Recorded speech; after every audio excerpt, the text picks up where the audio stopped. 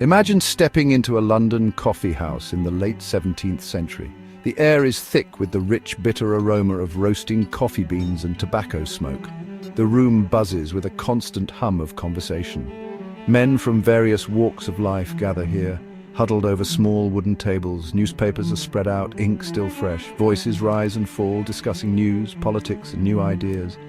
Coffee itself was a relatively new drink in Europe, an exotic import from the East. Unlike alcohol, which dulled the senses, coffee sharpened the mind. It promoted alertness and clear thinking, making it ideal for serious discussion and intellectual debate.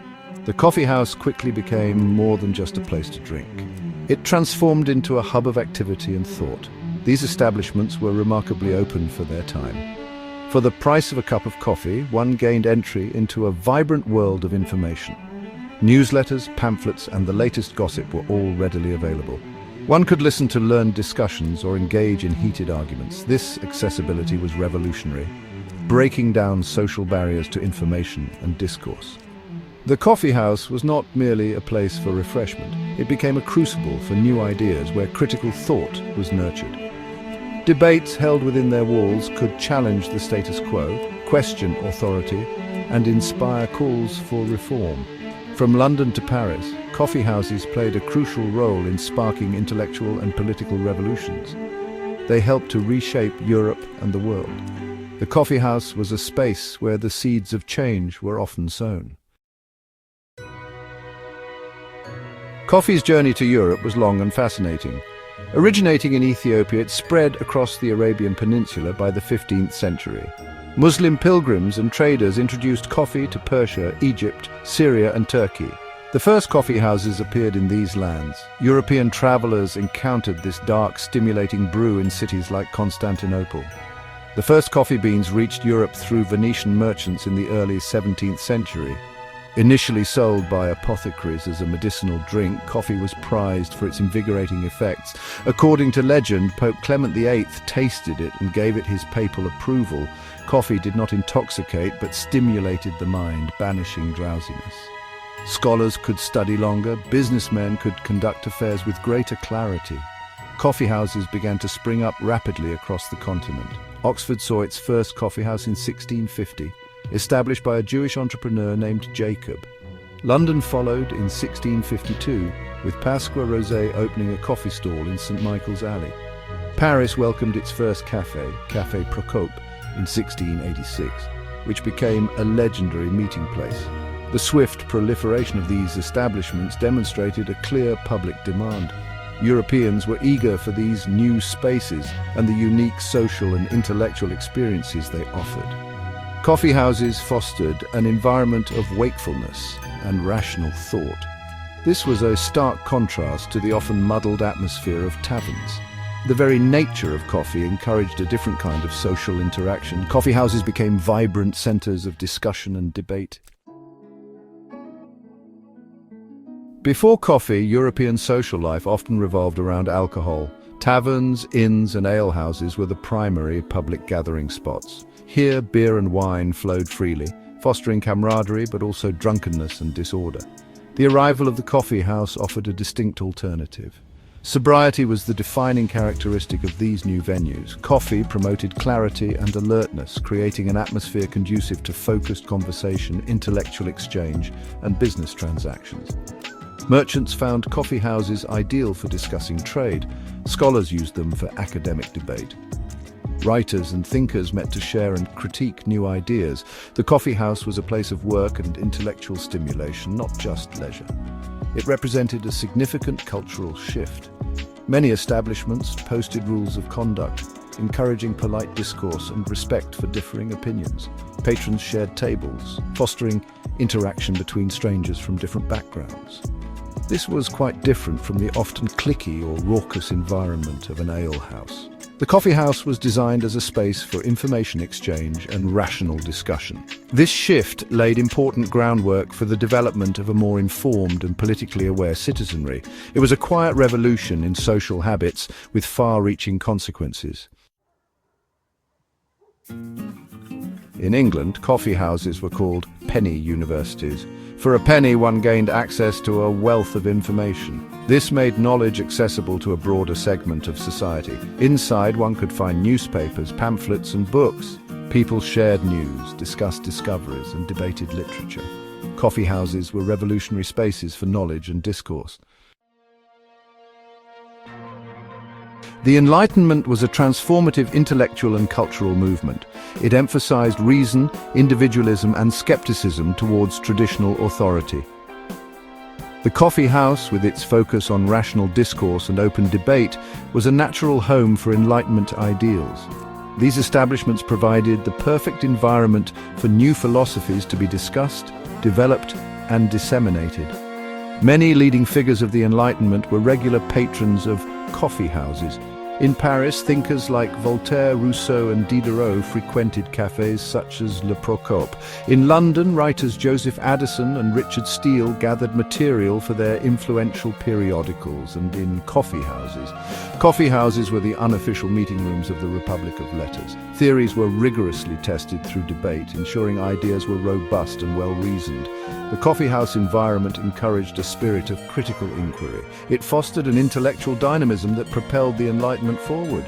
Newspapers, journals, and books, often conceived or discussed within coffeehouse walls, became key vehicles for spreading new ideas. Patrons read these materials avidly, discussed their contents, and shared them with others.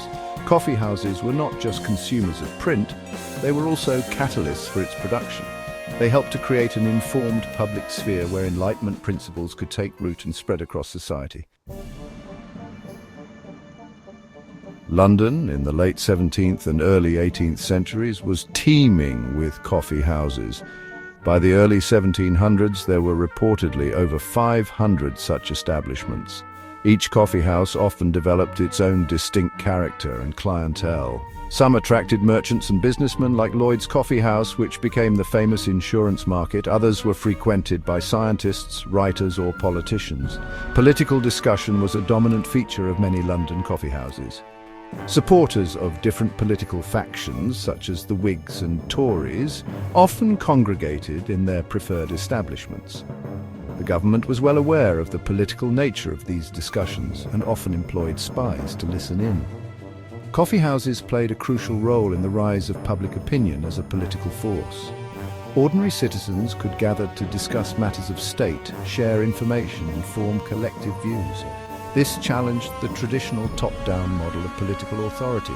Events like the Exclusion Crisis and the Glorious Revolution were hotly debated in coffee houses. The authorities, particularly King Charles II, grew increasingly wary of these discussions.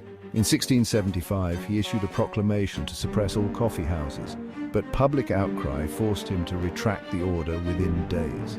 This incident demonstrated the significant social and political influence coffee houses had already attained.